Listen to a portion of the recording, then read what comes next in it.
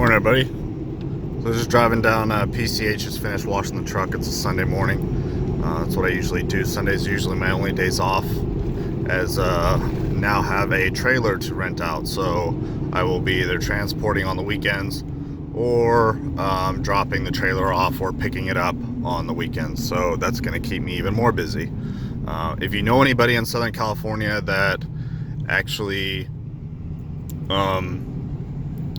can do mobile cleaning, detailing on a truck like mine, preferably in Studio City or North Hollywood area, that's where I'm going to be moving to.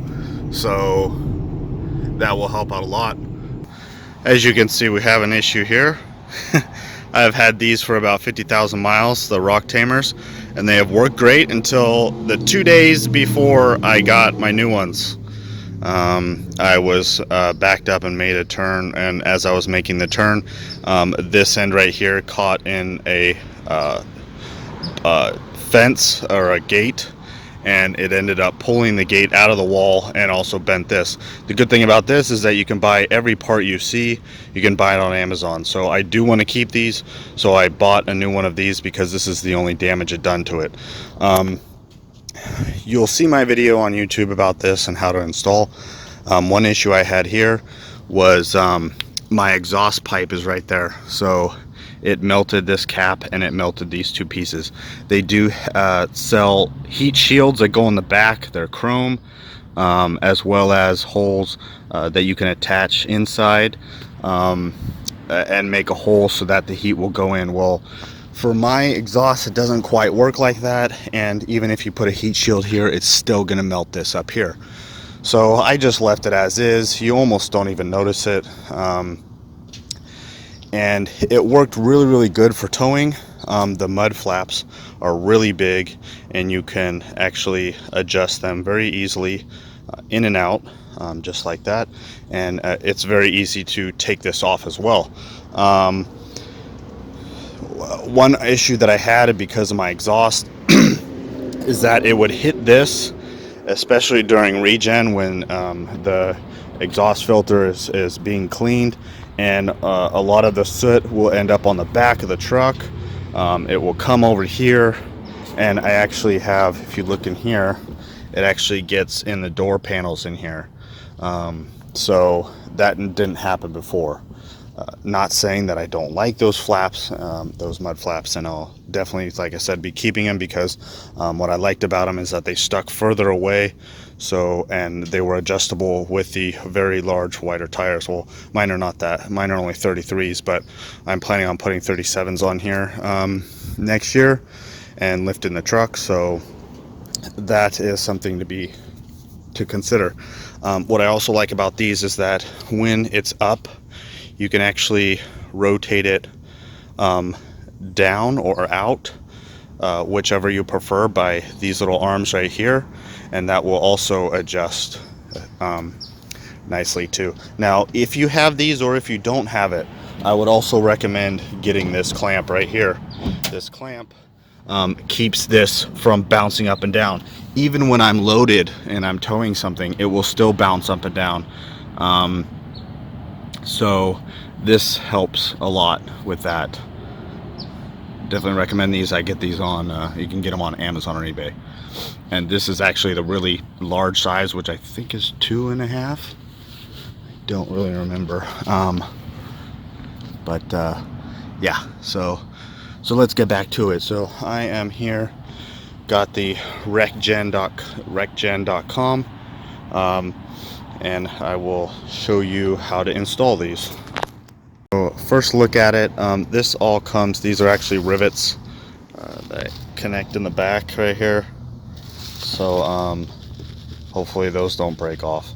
One thing is that this is actually plastic instead of these are rubber, and they come much longer, and you can pre-cut. That's something that I liked about these, is that you can see the lines here, right here. These are the sections where you would cut it, and you can just cut all the way across with like a razor blade. That's what I did with these. So that's what's nice about these, and I like how they're rubber too, so if they end up touching the ground, it won't be as big of an issue as these plastic ones. I feel like they may crack or break. So they do come in 15-inch lengths or 20-inch lengths, and because my truck is not lifted and I do have bags, and sometimes even with the bags I put in a lot of heavy weight, it will sag a little bit, so I need to keep that in mind. So I went with the 15-inch. I will be lifting the truck about probably 6 to 8 inches next year, so that is something to keep in mind. This plastic, you can probably grind it up at the top up here before you put these on to make it shorter if you have to. Something I do wish it came with was silver, but or black, but it looks like I'm gonna have to probably spray these black later. So that's that. So that's the first step I did. I went ahead and turned them on the side like this, and then put those bolts in right there. So my next step here is to, what I like about these holes right here is that I'm able to adjust to the holes that are on here, different heights. So now I'm going to check to see how this will fit in. Alright guys, so you got these little clips here. Went ahead and put these in here for all 5 holes. So you may have to pre-drill some holes. If you do not have these, then you can also probably get these at the hardware store, or one of your auto parts stores, just as long as they fit the bolts that you have to use, which are these. Alright, it's looking good, getting there. Again, make sure you use those washers. They give you a lot of washers, so that's important to use those. Those really look clean. I love them. So I actually don't have it adjusted all the way yet, but that's why I like the holes in the sides, because it allows you to go in and out or up and down depending on what you want. So I'm actually as high as I can go. So you can see there, I'm gonna have probably a good 4 or 5 inches underneath. What I also like is that this doesn't block the wind, so wind can go all the way through. Now you might fight it that rocks and stuff will get through here and scratch the side, but I've actually haven't really noticed I have some scratches and dirt here, but I think it will help prevent at least some of the big rocks. And you can see here, this is the one bolt that I have in there that is the stock bolt, and that's the one I'm using to make the adjustments. As you can see, it's actually almost perfect distance right there. So I'm gonna go ahead and probably leave it like that for now, and then when I put my 37s on, I can easily make it stick out further and drop it down as well. So that works out very nicely. They're both installed. Looks really clean, really nice. I like it. Sits well in there, nice and tight. So again, these are the 15-inch.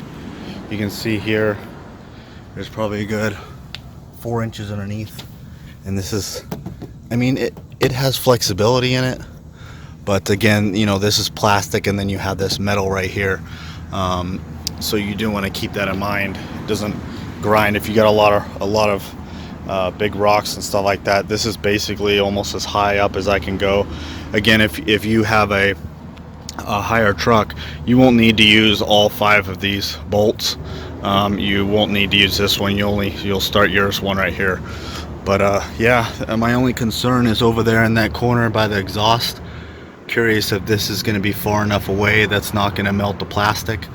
I'll show you from this angle here, but we'll find out.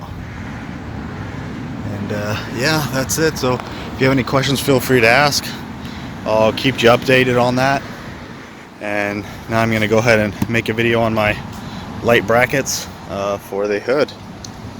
Thanks for watching, guys, and keep following if you want to get some more detailed on the build and some accessories that I feel is important for the trucks.